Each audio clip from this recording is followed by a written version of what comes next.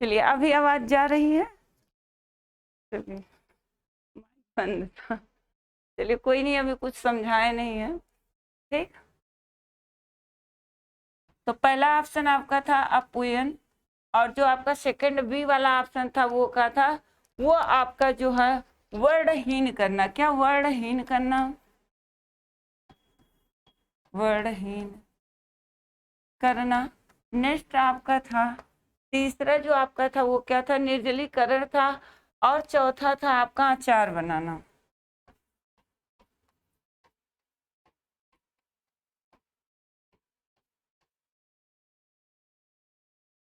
D option आपका था अचार बनाना। आप वैसे भी ग्रुप में हमने आंसर किया था। क्या ग्रुप में आंसर किया था? तो हमने आपको आंसर क्या बताया था? सी राइट बताया था। क्या आंसर सी राइट बताया था? और सी ही आपका राइट भी है। क्या सी ही आपका राइट है? जो कि हम लोग क्या करें, यहाँ पे क्या देख रहे हैं, अगर हम खाद्य संरक्षण की बात कर रहे हैं, क्या फूड प्रिजर्वेशन की बात कर रहे हैं, किसकी बात कर रहे हैं? फूड प्रिजर्वेशन की बात कर रहे हैं। तो यहाँ पे क्या होता है, निम्नलिखित में से किस विधि द्वारा, क्या किस विधि द्वारा एंजाइम को विकृत किया जाता है? क्या किस विधि द्वारा जो होता है एंजाइम को विकृत किया जाता है? तो इसमें आप लोग कह रहे थे मैम चीजें समझ में नहीं आ रही। क्या चीजें समझ में नहीं आ रही? अब आप खुद इसमें सोच सकते हैं ऑप्शन देख के। इस क्वेश्चन में क्या है? कुछ नहीं। जैसे आपका अपूयन विधि है, या फिर वर्णहीन करना, या फिर अचार बनाना, इन तीनों विधियों का क्या है? खाद्य संरक्षण से।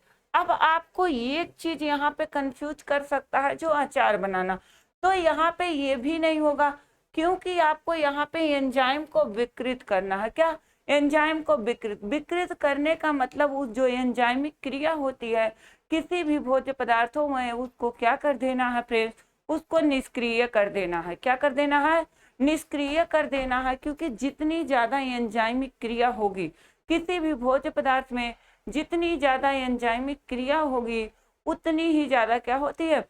उतनी ही जल्दी भोज्य पदार्थ जो होते हैं वो खराब होंगे। क्या होंगे फ्रेंड्स?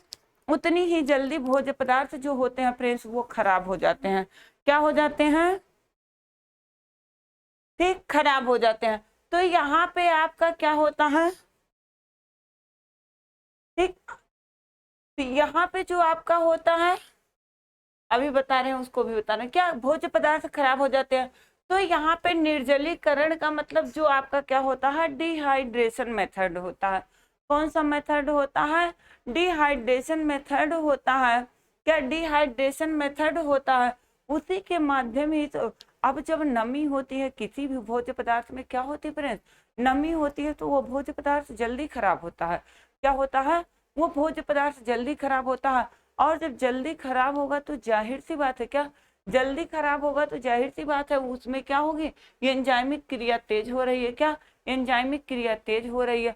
और अगर आपका क्या होता है, अगर आपका एंजाइमिक जो क्रिया होती है, क्या एंजाइमिक जो क्रिया होती है वो जब निष्क्रिय हो जाती है, जैसे आपका ब्लांचिंग का प्रोसेस कल हमने बताया भी था, क्या ब्लांचिंग का प्रोसेस किया जाता है। तो ब्लांचिंग के प्रोसेस में भी क्या किया जाता है? जो गर्म 100 डिग्री सेल्सियस पे हमने बताया था, कितने? 100 डिग्री सेल्सियस में क्या 3 से 4 या 4 से 5 मिनट, 5 मिनट से अधिक नहीं होना चाहिए। क्या 5 मिनट से अधिक नहीं होना चाहिए? उतनी देर के लिए क्या किया जाता है? सब्जियों को उसमें डाला जाता है उस टेम्परेचर पे। तो 100 डिग्री जो होता है आपका, 100 डिग्री सेल्सियस जो टेम्परेचर होता है वो क्या होता है? वो आपका बॉइलिंग पॉइंट होता है। क्या होता है? वो आपका बॉइलिंग पॉइंट होता है। तो बॉइलिंग पॉइंट जो होता है उसी में इतना देर तक, तो जो ये बॉइलिंग पॉइंट ब्लांचिंग का प्रोसेस किया जाता है वो क्या किया जाता है?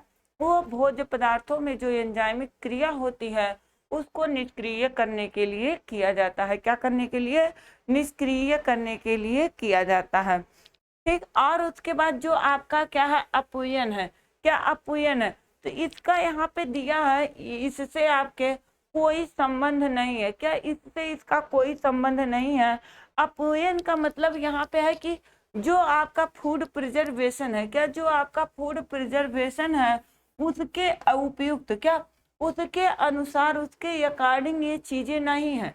क्या ये चीजें नहीं। अपव्यय का मतलब वही होता है कि जैसे आपका यहाँ पे बहुत सारे मेथड होते हैं, क्या एक जो होता है अगर उसको सामान्य ताप पर रखते हैं, क्या अपव्यय में आपका ये आएगा, अगर जो है भोज्य पदार्थ को सामान्य ताप पर रखते हैं यानी कि कमरे के तापमान पर, किस पर, कमरे के तापमान पर अगर हम रखते हैं तो क्या होता, उसके अनुपयुक्त, क्या उसके जो क्या होता है उपयुक्त होता है वो टेम्परेचर, तो उस भोज्य पदार्थ में क्या होती है, जो एंजाइमिक क्रिया होती है वो तेज होती है। क्या होती है फ्रेंड्स, जो एंजाइमिक क्रिया होती है वो तेज होती है, और जितनी तेज एंजाइमिक क्रिया होती है उतनी ही तेज क्या होते हैं, भोज्य पदार्थ खराब होते हैं। जैसे एग्जाम्पल के तौर पे आपको एकदम बहुत इजी सा एग्जाम्पल देते हैं जो कि आपने देखा भी है, क्या प्रत्यक्ष रूप से देखा भी है। जैसे हम कर लेते हैं बात मैंगो की, किसकी बात कर लेते हैं, मैंगो की, जो कि सबने देखा है, क्या सबने देखा। तो अब जब सब लोगों ने देखा तो मैंगो जो होता है जब कच्चा होता है, क्या जब कच्चा होता है तो कच्चा होने के बाद धीरे धीरे वो विकास, ग्रोथ और डेवलपमेंट दोनों उसका साथ साथ होता है। क्या होता है फ्रेंड्स, ग्रोथ और डेवलपमेंट जो होता है दोनों साथ साथ होता है। तो एक समय के बाद जाकर, जैसे ह्यूमन में होता है वैसे आपके फ्रूट में भी होता है, एक समय तक जाकर वो ग्रोथ और डेवलपमेंट दोनों क्या होता है, दोनों की जो प्रक्रिया होती है वो पूर्ण कर लिया होता है। और जब दोनों की प्रक्रिया वो पूर्ण कर लिया होता है, ग्रोथ की भी जो बढ़ने का आकार में बढ़ रहा था और डेवलपमेंट भी उसका दोनों हो जाता, तो उसी पे क्या होता है, उसी पे ठहराव होता है, क्या उसी पे ठहराव होता है। और जब उसी पे ठहराव होता है, ग्रोथ और डेवलपमेंट दोनों पूरा हो गए होते हैं, तो उस फ्रूट में जितनी एंजाइम, क्या जितने एंजाइम्स पाए जा रहे हैं सभी एंजाइम्स क्या होते हैं फ्रेंड्स, सभी एंजाइम सक्रिय हो जाते हैं। क्या सभी एंजाइम, क्योंकि वो परिपक्वता को प्राप्त कर लिए होते हैं, क्या फ्रूट में सभी परिपक्वता को प्राप्त कर लेते हैं। तो जब सभी एंजाइम जो होते हैं क्या होते हैं, सभी एंजाइम सक्रिय होते हैं, तो आप देखिए परिपक्वता के बाद धीरे धीरे वो क्या होता है, वो धीरे धीरे अपना पकने की ओर प्रोसेस बढ़ता है। क्या तो उसमें एंजाइमिक क्रिया ही होती है, क्या फलों में एंजाइमिक क्रिया ही होती है, जो उसको हम तोड़कर फल को खाते हैं। तो उसके बाद पकने का जो प्रोसेस होता है तो उसमें जो होता है, क्या अभी थोड़ा सा जैसे बारिश होता है, बारिश का मौसम आया तो उसको थोड़ा सा पानी और ये सारी चीजें मिल जाती हैं, तो उसका ग्रोथ डेवलपमेंट अच्छा हुआ रहता है। उसके बाद जब मौसम गर्म हो जाता है, क्या जब मौसम गर्म हो जाता है, जितना ही गर्म होता है उतनी ही तेज क्या होती है, उतनी ही तेज एंजाइमिक क्रिया होती है उसमें, क्या उस भोज्य पदार्थ में उतनी ही तेज एंजाइमिक क्रिया होती है। और जो आपका मैंगो होता है वो पककर तैयार हो जाता है, क्या पककर तैयार हो जाता है। अब देखिए उसका जब एंजाइमिक क्रिया क्या करना है, निष्क्रिय अगर आप कर देते हैं, क्या आप निष्क्रिय कर देते हैं, तो निष्क्रिय अगर आप करेंगे तो वो लंबे समय तक उसको संरक्षित करके रख सकते हैं। अगर आपने निष्क्रिय नहीं किया, क्या निष्क्रिय नहीं किया, तो आप लंबे समय तक संरक्षित करके नहीं रख सकते। जैसे आप यहाँ पे निर्जलीकरण की स्थिति दिया, इसके माध्यम से यहाँ पर किया जा रहा, तो जब उसी को क्या करेंगे, ऐसे आप नॉर्मल कमरे में या कहीं पर उस पके मैंगो को रख देते हैं तो वो आपका 2-3-4 दिन से ज्यादा नहीं चलेगा, क्या नहीं चलेगा। लेकिन अगर वही आप कोल्ड स्टोरेज में या फ्रिज में ले जाकर रख देते हैं, किसमें, रेफ्रिजरेटर में ले जाकर रख देते हैं, और जो होता है क्या, रेफ्रिजरेटर का जो क्या होता है टेम्परेचर होता है वो बहुत चिल्ड होता है, क्या बहुत चिल्ड होता है। तो अब क्या होता है उसमें उतना टेम्परेचर जो होता है जब बहुत कम होता है, क्या बहुत कम होता है, तो कहीं न कहीं उसके एंजाइम जो होते हैं उस समय के लिए निष्क्रिय हो जाते हैं, क्या निष्क्रिय हो जाते हैं। इसीलिए फ्रिज में रखने से, क्या फ्रिज में रखने से भोज्य पदार्थ जल्दी खराब नहीं होते, लेकिन रेगुलर जो है फ्रिज को चलना चाहिए। अगर बीच में आप बंद कर देते हैं, फ्रिज गर्म हो जाता है, तो जो कमरे के तापमान से भी तेजी से क्या होता है आपका, तो उसके उपयुक्त जब तापमान मिलता है तो ये भोज्य पदार्थ जो होते हैं वो आपका क्या होता है, खराब हो जाता है। अब जैसे आपने बताया मैम अचार की भी तो नमक के द्वारा संरक्षित किया जा सकता, बिल्कुल किया जा सकता बेटा, क्या बिल्कुल किया जा सकता है। आप क्वेश्चन को आप क्यों नहीं समझ रहे हो, क्या क्वेश्चन को आप क्यों नहीं समझ रहे, वो तो आपका लंबे समय तक संरक्षित करके रखे जाने की बात की जा रही है। यहाँ पे किस विधि से, यहाँ पे आपको मेथड पूछ लिया है। क्या मेथड पूछ लिया है कि ये जो एंजाइम होते हैं उसको विकृत करना है, क्या उसको विकृत करना है किस मेथड से। तो अब यहाँ पे जो निर्जलीकरण आपका होता है,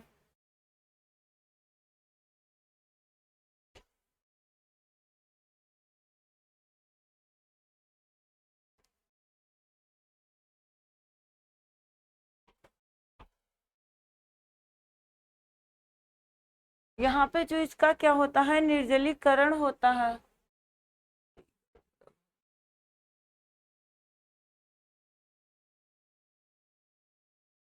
क्या निर्जलीकरण जो होता है, क्या अब इस विधि द्वारा, क्या अब इस विधि द्वारा जो होता है, इसमें भी तो आप क्या होता है, जो अचार बनाना है, आपको क्या करना है, अचार बनाना है। अब यहाँ अचार बनाना है तो सबसे पहले आप मैंगो को ऐसे तो नहीं लाते कि सीधा आप लाए पेड़ से तोड़कर और सीधा उसका बना दिए। तो उसमें भी तो धूप में सूखने के लिए क्यों डाला जाता है, क्या कि उसमें का जो जल का अंश होता है, उस जल के अंश को खत्म किया जाता है। क्या जल के अंश को खत्म किया जाता है, तो सबसे पहले तो आपका क्या आएगा, सबसे पहले तो आपका निर्जलीकरण ही आएगा। क्या निर्जलीकरण, तो जो आम को कुछ टाइम के लिए धूप में रखा जाता है तो उसमें जो जल का अंश होता है वो खत्म किया जाता है। तो पहली स्टेज आपकी क्या आ जाएगी, डिहाइड्रेशन की आ जाएगी। किसकी, डिहाइड्रेशन की, यानी कि निर्जलीकरण की। अगर सब्जी वब्जी है तो उसमें ब्लांचिंग का प्रोसेस किया जाता है, तो वो आपका जो बॉइलिंग पॉइंट होता है 100 डिग्री सेल्सियस तापमान पर कितना, 4 से 5 मिनट तक उसको क्या किया जाता है, उसमें रखा जाता है, फिर निकाल लिया जाता है। तो उसके बाद फिर उसको कोल्ड स्टोरेज में क्या किया जाता है, संग्रहित कर दिया जाता है। इसमें कोल्ड स्टोरेज में संग्रहित कर दिया जाता है। तो वो जो होता है उसमें जो इसे ब्लांचिंग का प्रोसेस किया जाता है तो उसमें एंजाइम्स क्या होते हैं, निष्क्रिय हो जाते हैं। या कोई भोज्य पदार्थ होता है, अगर उसमें नमी होती है तो वो जल्दी खराब क्यों होता, क्योंकि जब उसमें नमी होती है तो उसी नमी की वजह से क्या होते हैं, उसमें जो बैक्टीरिया जो होते हैं वो उत्पन्न होते हैं और उस भोज्य पदार्थ को नष्ट कर देते हैं। अगर वही चीज आप धूप में सुखा लेते हैं, क्या सन द्वारा भी, तो अगर हम देखते हैं सन द्वारा भी तो डिहाइड्रेशन, सन मेथड द्वारा भी तो क्या होता है, एंजाइम को विकृत किया जा सकता है। क्या किया जा सकता है, विकृत किया जा सकता है। तो अब आप अचार बनाने पे जा रहे हो, तो अचार बनाने में सबसे पहले आप क्या करेंगे, सबसे पहले जो होता है, सबसे पहले जो आपका होता है, क्या होता है, जो निर्जलीकरण होता है, क्या निर्जलीकरण, ये मेथड तो आप इसमें अचार बनाने की विधि में सबसे पहले अप्लाई करोगे। क्या सबसे पहले अप्लाई करोगे, बाद में आपका नमक और मसाला बाद में आएगा। ये लॉजिकल क्वेश्चन है, ऐसे ही क्वेश्चन आपके अगर पेपर में पूछ देंगे, अभी आप लोग इतना पढ़ाने के बाद कंफ्यूज हो रहे हो, तो वहां तो कोई नहीं होगा। क्या वहां तो कोई नहीं होगा। अभी क्लियर हुआ। अब सोचिए, इतना इजी सा क्वेश्चन था, क्या इतना इजी सा क्वेश्चन था, लेकिन अब इसको समझने में इतना समय लगा। क्या इसको समझने में फ्रेंड्स इतना समय लगा।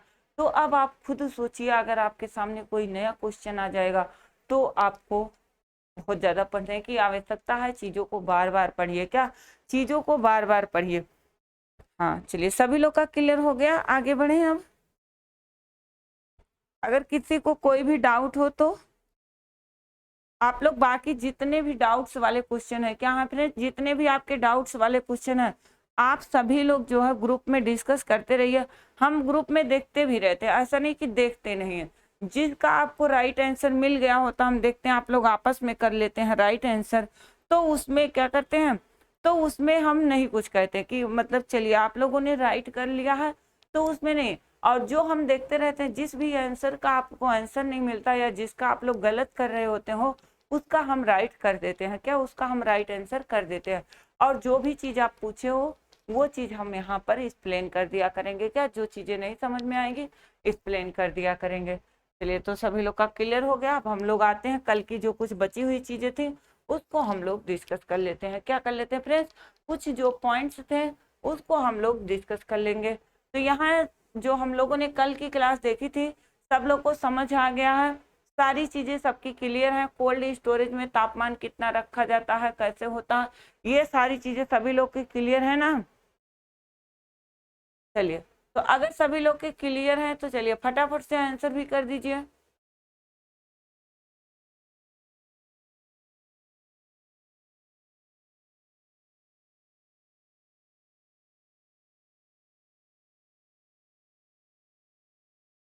चलिए सभी लोग आंसर करेंगे, सभी लोग, ठीक।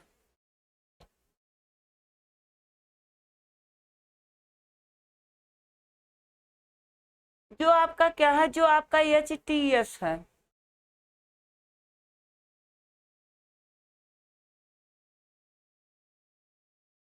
HTS,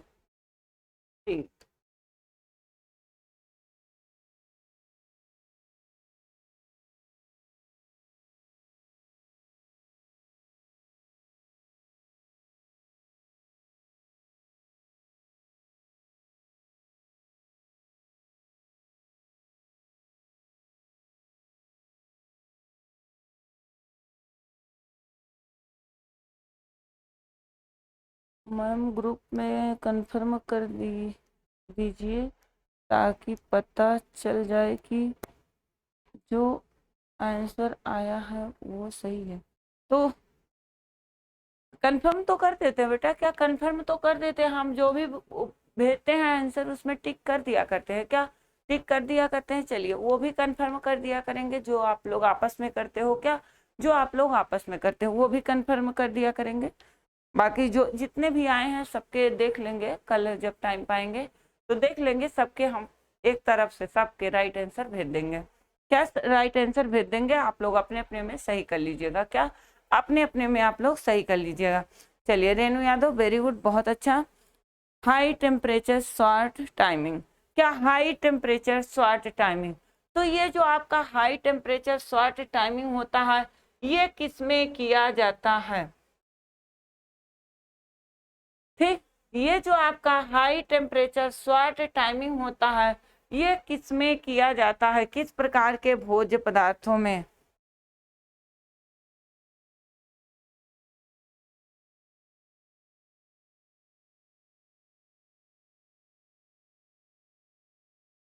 मिल्क में, चलिए बहुत अच्छा रेणु यादव वेरी गुड। अब जो आपका क्या होता है, अगर हम क्या करते हैं, अगर जो हमारे पाश्चुरीकृत दूध होते हैं, क्या पाश्चुरीकृत जो मिल्क होते हैं, अगर हम उसको संरक्षित करने के लिए रेफ्रिजरेटर का प्रयोग करते हैं, क्या जो पाश्चुरीकृत मिल्क होता है क्या होता है, पाश्चुरीकृत, दूसरा कलर लेते हैं,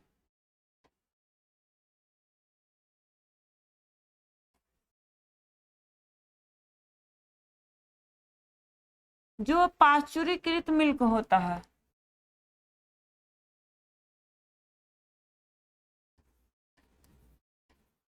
पाश्चुरीकृत दूध को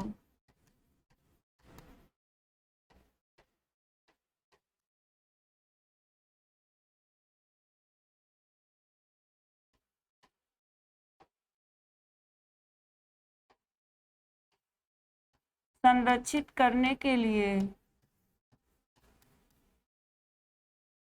रेफ्रिजरेटर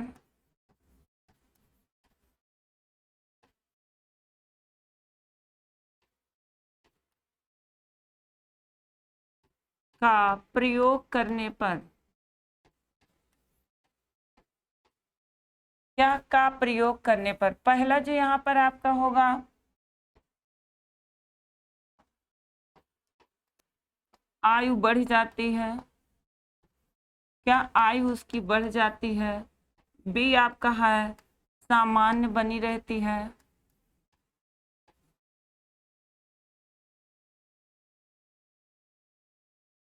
सामान्य बनी रहती है। तीसरा ऑप्शन आपका हो जाएगा, यहाँ पे लिख रहे हैं सी वाला ऑप्शन आपका लिख रहे हैं, ए और बी दोनों सी वाला ऑप्शन आपका है।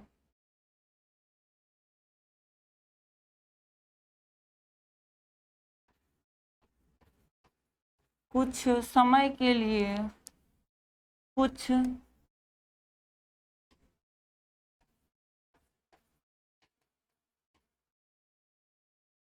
समय के लिए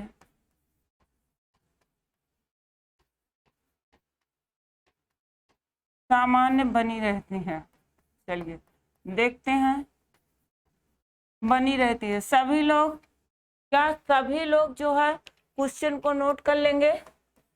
क्या सभी लोग क्वेश्चन को नोट कर लेंगे? चलिए ए बी दोनों आ रहा है। यहाँ पे कुछ समय के लिए सामान्य बनी रहती है, या फिर आपका आयु बढ़ जाती है, या सामान्य बनी रहती है, ऐसा हमने ऑप्शन दिया हुआ है। तो सभी लोग फटाफट से आंसर कर लेंगे। क्या सभी लोग फटाफट से आंसर कर देंगे और क्वेश्चन को आप लोग नोट कर लेंगे? क्या नोट कर लेंगे? देखते हैं कितने लोग जो है सही आंसर देते हैं। चलिए कितना राइट आंसर आता है। चलिए यहाँ पे आंसर बदल गया, डी आ गया, कुछ समय के लिए। चलिए सभी लोग नोट कर लिए हैं क्वेश्चन को। अब हम लोग आगे देखेंगे।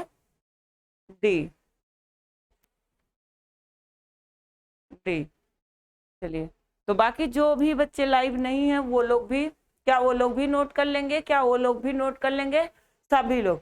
अभी हमें सही आंसर नहीं मिला है। क्या अभी हमें सही आंसर नहीं मिला है?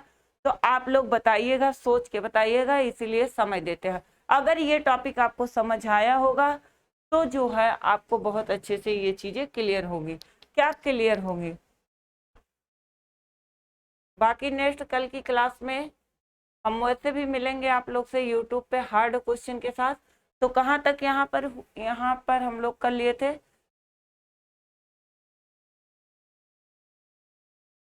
निर्जलीकरण। तो ये चीज हम लोग को पढ़ना है। चलिए अब हम लोग फटाफट से देख लेते हैं, कुछ चीजें बची हुई थी।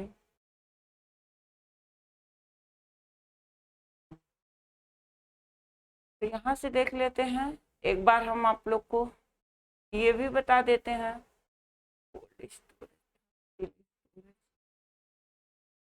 ये हो गया, सेलारी स्टोरेज भी हो गया था। और ये तो अब हम लोग आज की क्लास में देखेंगे क्या डिहाइड्रेशन मेथड से।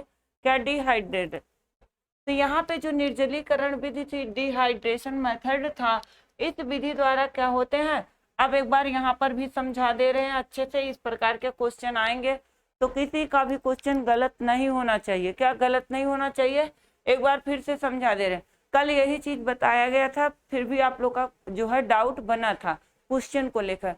तो जो आपके 2005 के क्वेश्चन है वो सब क्वेश्चन आपके यूं मिनटों में सॉल्व होना चाहिए, एकदम चुटकियों में। वो सब क्वेश्चन कुछ भी नहीं है, क्योंकि उतना इजी क्वेश्चन आपका इधर नहीं आएगा 2022 में। क्या 2022 में उतना इजी नहीं आएगा, तो उससे डीप लेवल की तैयारी आप लोग कीजिए।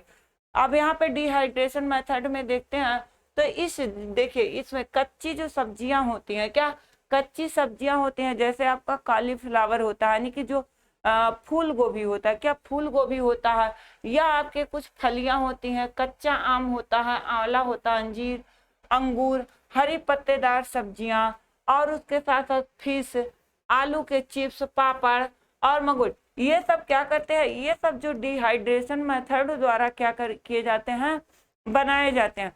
तो कुछ तो आपका क्या होता है, कुछ ताप के संपर्क से इसमें निर्जलीकरित किए जाते हैं, और कुछ जो होते हैं आपके धूप के संपर्क में। किसके? धूप के। तो जो निर्जलीकरण की यहाँ पे मेथड है, आप देखिए जो आपका क्या है, सन ड्राइंग, यानी कि धूप में सुखाना। क्या? धूप में सुखाना। तो अनाज, दालें, सूखे मेवे, मसाले, ये सारी चीजें क्या होती हैं, ये सारी चीजें जो होती हैं इसी विधि से क्या किए जाते हैं, संरक्षित किए जाते हैं। तो अब आपको ये देखिए यहाँ पे निर्जलीकरण दिया है ना, तो यहाँ पर ये सारी चीजें जो होती हैं, सूखे मेवे हैं, मसाले हैं, और उसके साथ साथ फिश है, ये सभी को क्या करेंगे, धूप में सुखाकर, क्या धूप में सुखाकर और लंबे समय तक इसको संरक्षित किया जा सकता है। क्या किया जाता है? लंबे समय तक। और वहीं पे जो क्या होता है, वहीं पे जो आपका व्यापारिक स्तर पर निर्जलीकरण होता है, क्या व्यापारिक स्तर पर निर्जलीकरण होता है तो वो क्या करके स्प्रे करके सुखाना, क्या करके स्प्रे करके सुखाना, रोलर्स द्वारा सुखाना, ड्रम द्वारा सुखाना आदि। दूध, फल, अंडा, मांस, मछली, हरी पत्तेदार सब्जियां इस विधि द्वारा सुखाए जाते हैं। किसके द्वारा? इस विधि द्वारा सुखाए जाते हैं। तो अब यहाँ पे जो व्यापारिक स्तर पर है, क्या व्यापारिक स्प्रे करके सुखाना, तो जैसे आपका क्या होता है, पाउडर वाला मिल्क होता है। कौन सा मिल्क होता है? पाउडर वाला जो दूध होता है आपका, तो जो आपका क्या होता है, पाउडर वाला दूध होता है। तो पाउडर वाले दूध में जो होता है उसको भी क्या, जो गरम रोलर्स की वो लगी होती हैं, उस पे स्प्रे के माध्यम से, क्या स्प्रे के माध्यम से उस गरम रोलर्स पर क्या किया जाता है, छिड़काव किया जाता है। मान लीजिए ये आपका क्या है, रोलर्स का पट्टा है ऐसे। अब ये जो होता है ये बहुत हार्ड होता है, क्या ये बहुत हार्ड होता है। तो इस पे क्या करते हैं, इस पे स्प्रे द्वारा क्या करेंगे, स्प्रे द्वारा मिल्क का छिड़काव करते हैं। और जब स्प्रे द्वारा मिल्क का छिड़काव करते हैं तो ये क्या होगा, अब यहाँ पे स्प्रे द्वारा इसका मिल्क का छिड़काव किए, और जब मिल्क का छिड़काव यहाँ पर स्प्रे के माध्यम से किए तो वो नीचे से हार्ड होता है, यानी कि टेम्परेचर जो होता है उसका थोड़ा उच्च होता है। तो ये जो मिल्क होता है उसी पर सूखता चला जाता है, और स्प्रे द्वारा क्या करते हैं, उसका छिड़काव करते रहते हैं। उसके बाद लास्ट में जो होता है, जो जमा हुआ मिल्क होता है, जो सूखा हुआ होता है, उसको सब क्या करते हैं, उसको सब खुड़च कर निकाल लेते हैं। क्या करते हैं, खुड़च कर निकाल लेते हैं। उसके बाद उसको पाउडर के रूप में क्या करते हैं, उसको पाउडर के रूप में संग्रहित करके रखा जा सकता है। तो मिल्क जो होता है, जो पाउडर वाला होता है, वो भी आपके स्प्रे मेथड द्वारा भी वो किया जाता है। या जैसे रोलर्स बड़े बड़े लगे होते हैं उस पे क्या, उस पे भी करके सुखाया जा सकता है, या ड्रम द्वारा सुखाना। ये सारे मेथड से क्या होता है, व्यापारिक स्तर पर।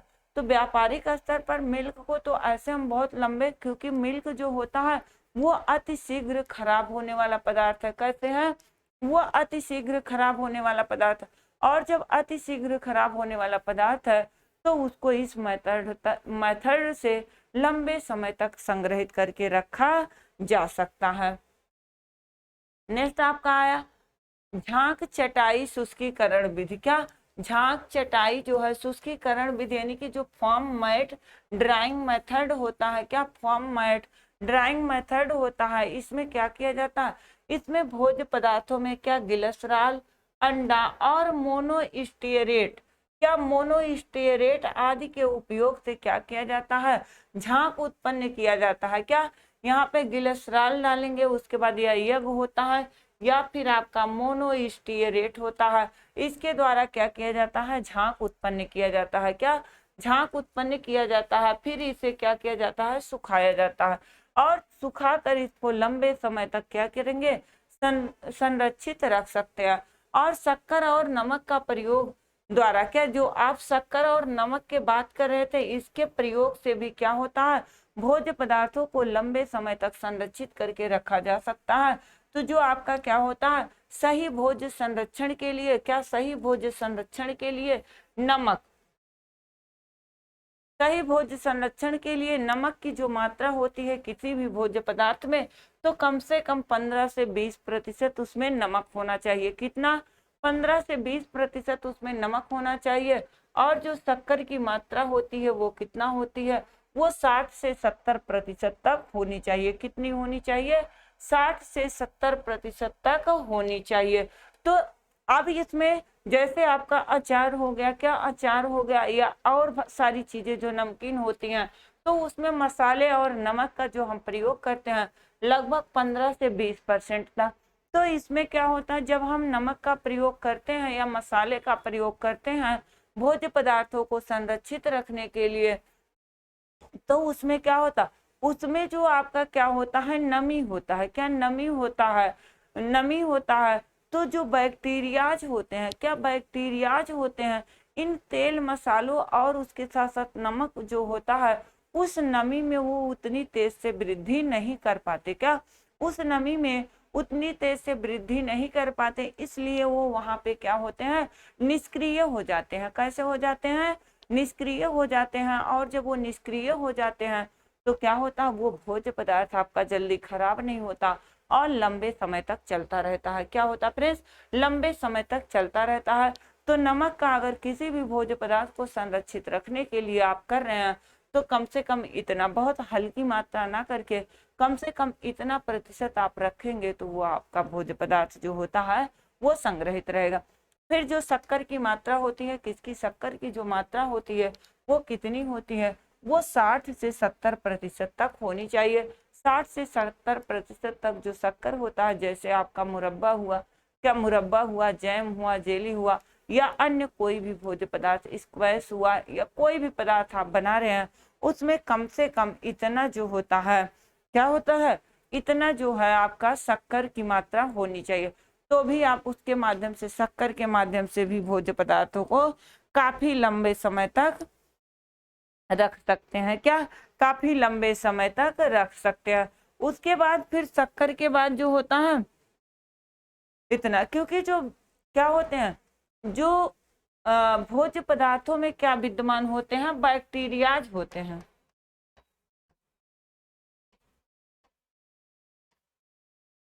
जो भोज्य पदार्थों में बैक्टीरियाज होते हैं, यानी कि जीवाणुओं के कोषों में विद्यमान जो क्या होता है, तरल पदार्थ होता है। क्या, तरल पदार्थ होता है, उनकी सांद्रता क्या होती है, अधिक होती है।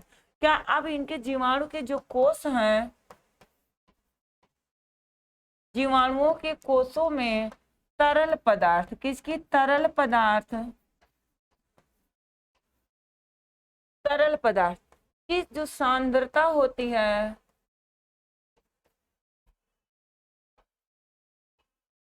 कैसी होती है, अधिक होती है। और जब इसकी सांद्रता जो होती है अधिक होती है तो अब क्या होता है, इसी के कारण क्या करते हैं, अब इनकी सांद्रता अधिक अधिक है तो जो उसमें क्या होता है, नमी होता है, या जो उसमें नमी होता है किसी भी भोज्य पदार्थ में, तो ये जब सांद्रता अधिक होने के कारण नमी को अवशोषित नहीं कर पाते हैं, नमी को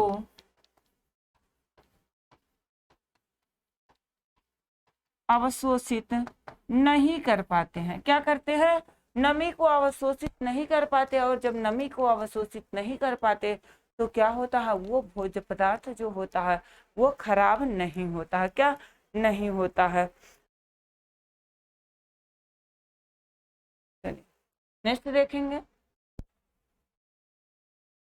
नेक्स्ट, अब ताप का प्रयोग करके, तो ताप का प्रयोग करके हम किस प्रकार से क्या है, किस प्रकार से जो है मिल्क को या किसी भी भोज्य पदार्थ को किस प्रकार से संरक्षित करके रख सकते हैं, ये चीज देखेंगे। तो ताप का यहाँ प्रयोग, तो ताप के पहले प्रयोग में मोस्ट इम्पॉर्टेंट आपका क्या है, पाश्चुरीकरण है। क्या है, यहाँ पे पाश्चुरीकरण है, क्योंकि जो ताप का प्रयोग करके हम क्या करते हैं, जीवाणुओं की जो वृद्धि है उसको क्या करते हैं, रोक देते हैं।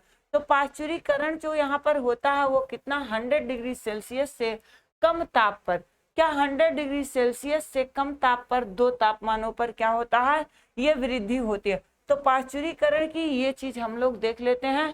तो 100 डिग्री सेल्सियस से कम, तो यहाँ पे जो आपका क्या होता है, 62.8 डिग्री सेल्सियस से 43 डिग्री फ़ारेनहाइट, हाँ एग्जाम में पूछा गया है, बिल्कुल ठीक।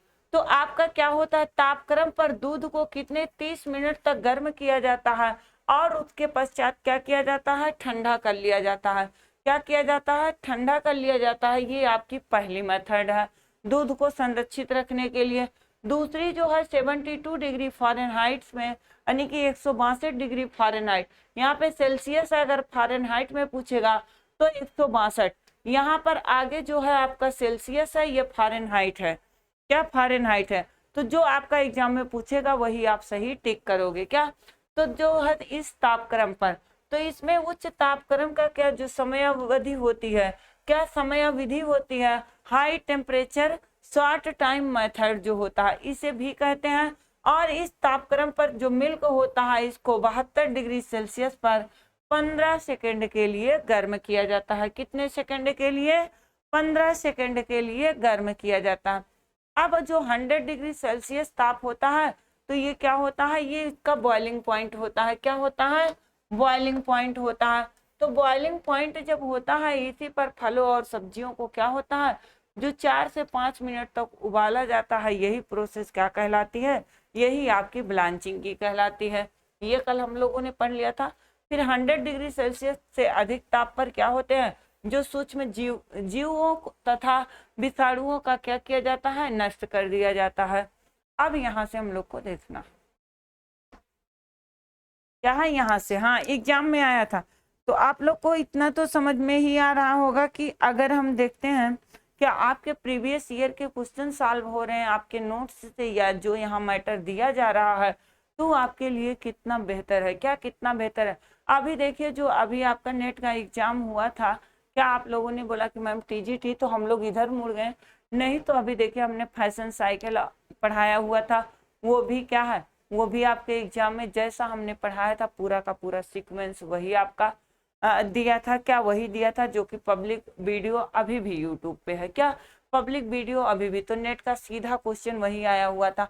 और कई वीडियो है क्या, और कई वीडियो है, तो अगर जितनी पब्लिक वीडियो दी गई थी यूट्यूब पे, लगभग आपके 10 क्वेश्चन आए हुए हैं, क्या 10 क्वेश्चन आपके सिर्फ यूट्यूब से पब्लिक नेट में आया हुआ है, क्या नेट में आया हुआ है। और उसके साथ साथ जो है क्या, उसके साथ साथ जो हमारा नोट्स था, जैसा हमने ऑफलाइन में हमारे काफी बच्चे गए थे देने, तो वो लोग जो चाहे वो टेक्सटाइल का क्वेश्चन हो, चाहे वो आपका फूड एंड न्यूट्रिशन का हो, काफी जो छोटे वाले सारे क्वेश्चन थे सभी क्वेश्चन मिल रहे थे क्या नोट्स से। तो आप लोग को बस तैयार करना है, क्या दिया जा रहा है इसको आप लोग को तैयार करना है। तो यहाँ पे हम लोग देखेंगे जो है नमी का निष्कासन विधि, क्या नमी के निष्कासन विधि।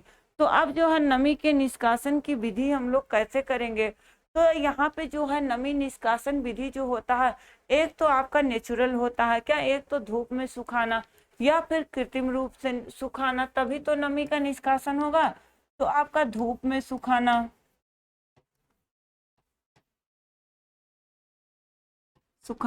या फिर कृत्रिम विधि से सुखाना,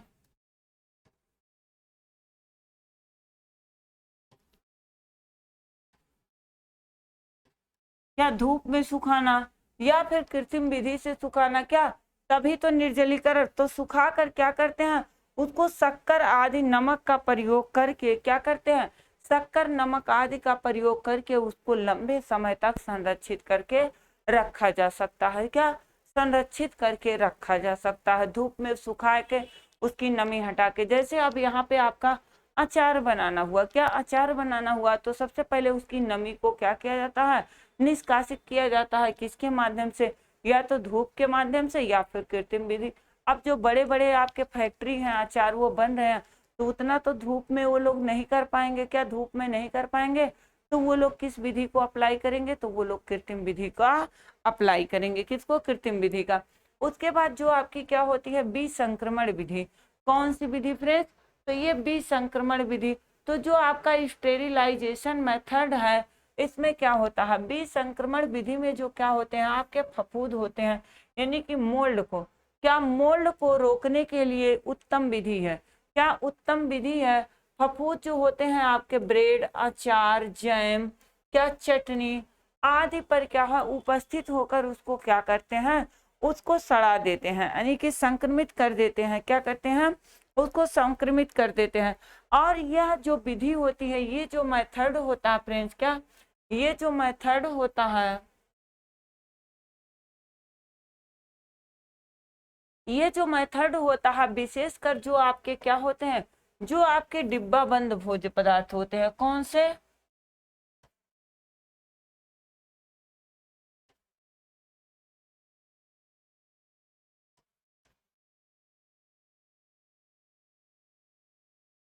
जो आपके क्या होते हैं डिब्बा बंद भोज्य पदार्थ होते हैं, उसमें इसका मुख्य प्रयोग किया जाता है डिब्बा बंद या बोतल बंद, क्या तो आपके कैनिंग या बॉटलिंग जो होते हैं, क्या कैनिंग या बॉटलिंग युक्त जो भोज्य पदार्थ होते हैं डिब्बा बंद या हम कह सकते हैं बोतल बंद भोज्य पदार्थों के लिए क्या होता है, करते समय यह प्रक्रिया की जाती है, क्या यह जैसे आपका जैम हुआ, जेली हुआ, क्या जैम हुआ, जेली हुआ, सॉस हुआ, केचप हुआ, प्यूरिन हुआ, इन सभी को लंबे समय तक संरक्षित रखने के लिए स्टेरिलाइजेशन मेथड का प्रयोग किया जाता है। किसका प्रयोग किया जाता है, स्टेरिलाइजेशन मेथड का जो है प्रयोग किया जाता है, तो बीज संक्रमण विधि में। उसके बाद नेक्स्ट आपका आएगा कैनिंग एंड बॉटलिंग। क्या कैनिंग एंड बॉटलिंग मेथड जो होता है फ्रेंड्स, क्या कैनिंग एंड बॉटलिंग, तो इसमें क्या होता है, इसका मुख्य उद्देश्य जो होता है, इसमें क्या होता है, जीवाणुओं के वृद्धि एवं विकास को रोकना।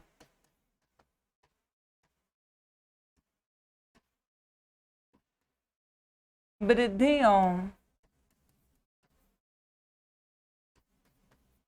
विकास को रोकना। क्या करना, वृद्धि एवं विकास को रोकना। तो ये क्या होती है, ये प्रक्रिया जो होती है क्या, हाँ, तो अब जब डिब्बा बंद जो होता है वो, ये आपका डिब्बा बंद, चाहे वो आपका शीशे का कोई जार हो, बोतल हो, क्या जब उसमें क्या किया जाता है, भोज्य पदार्थों को संरक्षित करके रखा जाता है, इसको भोज्य पदार्थों को संरक्षित करके रखा जाता है, तो उसे ही क्या, उसे ही कैनिंग या बॉटलिंग मेथड कहते हैं। क्या कहते हैं, कैनिंग या बॉटलिंग मेथड कहते हैं। तो जब यहाँ पे वृद्धि एवं विकास को रोकना होता है, तो जो इसका हाई टेम्परेचर होता है, उच्च तापमान होता है, वो क्या करता है, वो जो होता है 100 डिग्री से 100, यहाँ लिख देते हैं 100 से 126 डिग्री सेल्सियस, क्या 100 डिग्री सेल्सियस से 126 डिग्री सेल्सियस पे गर्म करने से क्या होते हैं, सभी क्या होते हैं, सभी जीवाणु जो होते हैं वो नष्ट हो जाते हैं। क्या, सभी जीवाणु जो होते हैं, सभी जीवाणुओं को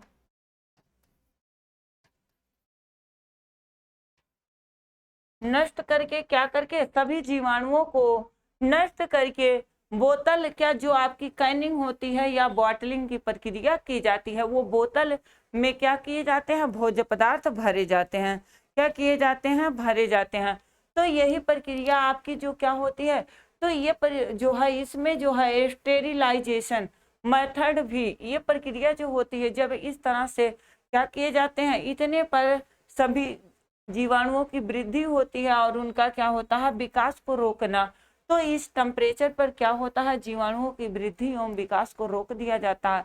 उसके बाद उन भोज्य पदार्थों की क्या की जाती है, कैनिंग की जाती है या फिर बॉटलिंग कर ली जाती है। क्या, या फिर बॉटलिंग कर ली जाती है, क्या बॉटलिंग कर ली जाती है। उसके बाद जो आपका क्या होता है, विकिरण विधि मेथड, जो आपका कौन सा मेथड होता है, तो आपका जो रेडिएशन मेथड होता है, क्या, रेडिएशन। तो इस विधि में जो क्या होता है, विकिरण विधि, इसमें गामा किरणों का भी विकिरण विधि में प्रयोग किया जाता है। किसका, या तीव्र इलेक्ट्रास, क्या, या तीव्र इलेक्ट्रास का। तो इसमें जो होता है गामा विधि, गामा किरणों प्लस इलेक्ट्रास, ये मेथड का क्या किया जाता है, प्रयोग किया जाता है।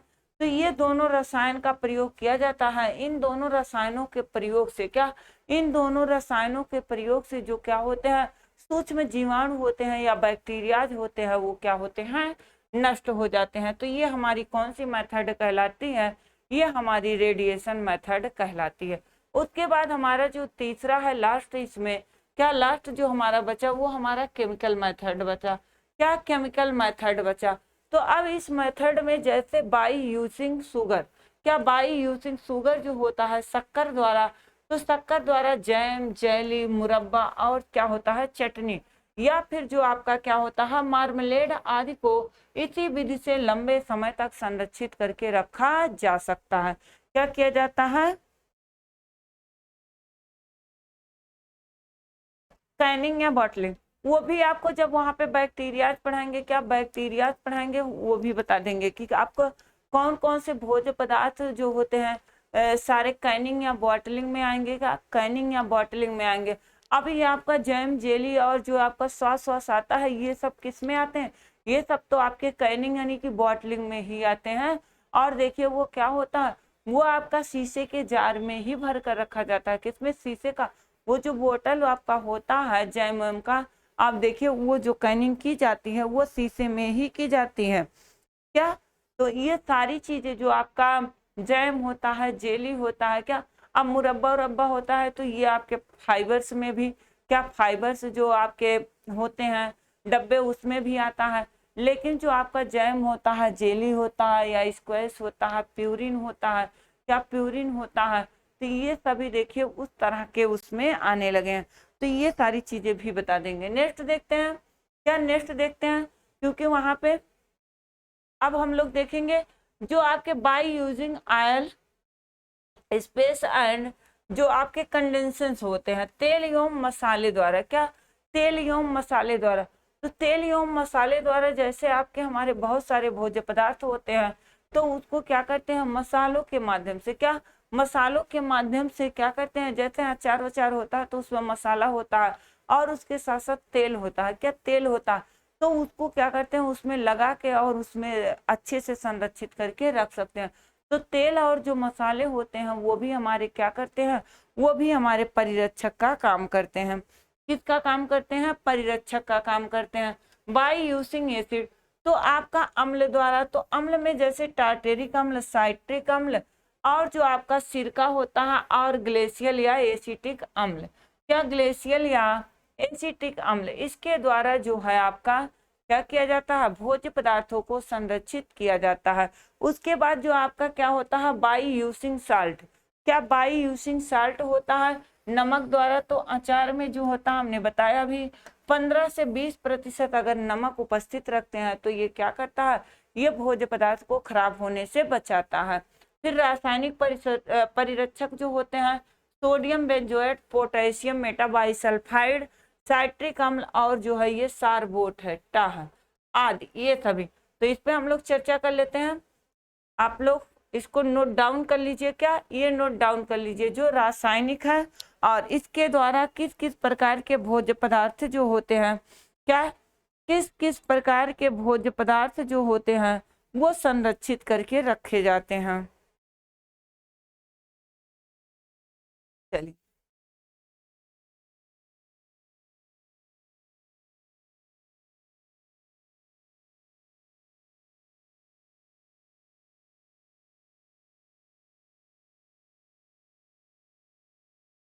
चलिए तो लिखिएगा, आप लोग पहला नोट करिएगा कि जो आपके क्या होते हैं, जो आपके डिब्बा बंदी या बोतल बंदी, क्या कैनिंग या बॉटलिंग, क्या कैनिंग या बॉटलिंग जो होता है, बॉटलिंग विधि में जो है सर्वप्रथम किन किन खाद्य पदार्थों पर की जाती है, ये चीज आपको बताना था। तो जो आपका क्या होता है कैनिंग या बॉटलिंग होता है, क्या कैनिंग या बॉटलिंग होता है उसमें आपके कौन कौन से भोज्य पदार्थ आते हैं। तो ये आपका संगीता जी का क्वेश्चन है, तो इसमें लिख लीजिएगा जैम, जेली, चटनी, क्या इसमें लिख लीजिएगा जैम, जेली, चटनी, क्या जैम, जेली, चटनी, उसके बाद सॉस होता है, सॉस, केचप,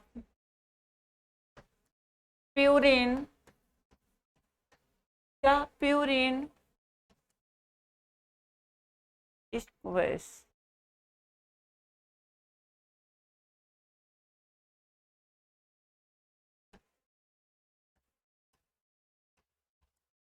बस इतने सारे भोज्य पदार्थ जो होते हैं आपके क्या होते हैं कैनिंग या बॉटलिंग में आते हैं, क्या कैनिंग और बॉटलिंग में आते हैं। अभी क्लियर हो गया संगीता जी। चलिए सभी लोग नोट कर लेंगे।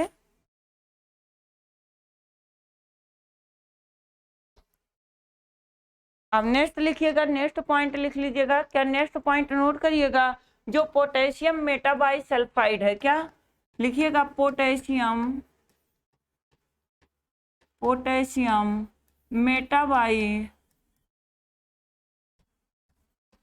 सल्फाइड, क्या पोटेशियम मेटाबाइट सल्फाइड जो होता है इसका प्रयोग हल्के रंगीन खाद्य पदार्थों के लिए किया जाता है, क्या हल्के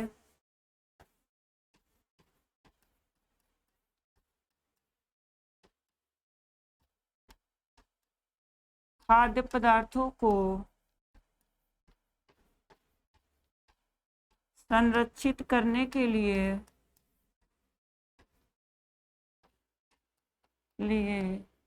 किया जाता है, क्या किया जाता है, ये हो गया।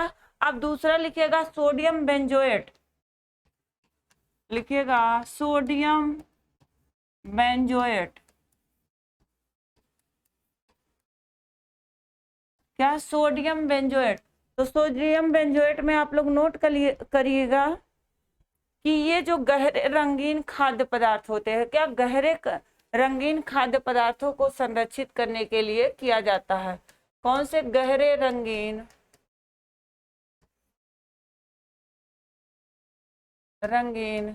खाद्य पदार्थों के लिए क्या किया जाता है, सोडियम बेंजोएट का प्रयोग किया जाता है। सोडियम बेंजोएट का प्रयोग किया जाता है। उसके बाद जो ग्लेशियल एसिटिक एसिड होती है, क्या ग्लेशियल एसिटिक एसिड होती है और साइट्रिक अम्ल होता है, क्या glacial acetic acid, glacial acetic acid plus citric अम्ल, साइट्रिक अम्ल सभी लोग नोट कर लेंगे। साइट्रिक अम्ल, इसका प्रयोग क्यों किया जाता है, तो इसका प्रयोग जो होता है फ्रेंड्स वो किस लिए किया जाता है, तो इसका प्रयोग खटास उत्पन्न करने के लिए किया जाता है। क्या खटास उत्पन्न करने के लिए,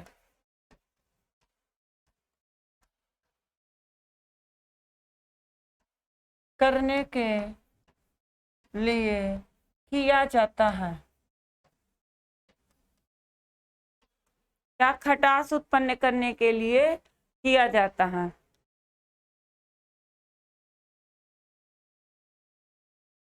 नेक्स्ट पॉइंट लिख लीजिएगा, नेक्स्ट पॉइंट नोट करिएगा आप लोग, चीनी में दाने ना पड़ने देने के लिए किसका प्रयोग किया जाता है, तो चीनी में जब दाने ना पड़े, क्या दाने ना पड़े, तो उसके लिए साइट्रिक अम्ल का प्रयोग किया जाता है। किसके लिए, चीनी में दाने ना पड़ने के लिए साइट्रिक अम्ल का प्रयोग किया जाता है। सभी लोग नोट कर लेंगे।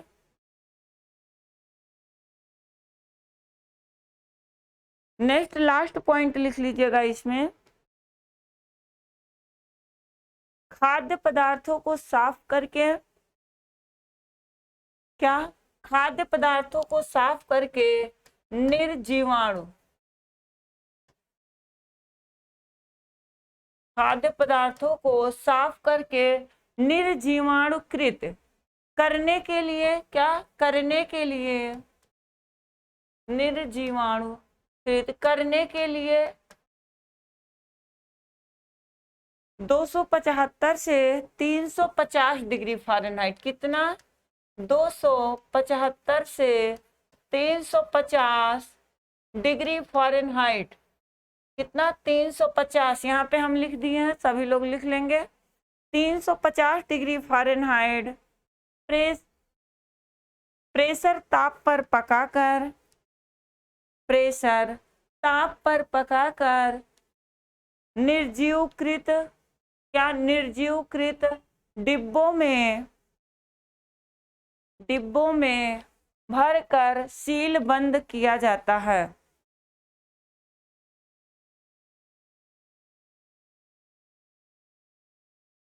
किया जाता है। तो ये हमारा जो था फूड प्रिजर्वेशन का टॉपिक था फ्रेंड्स, क्या फूड प्रिजर्वेशन का टॉपिक था। ये टॉपिक जो है आपका पूरा कंप्लीट हुआ।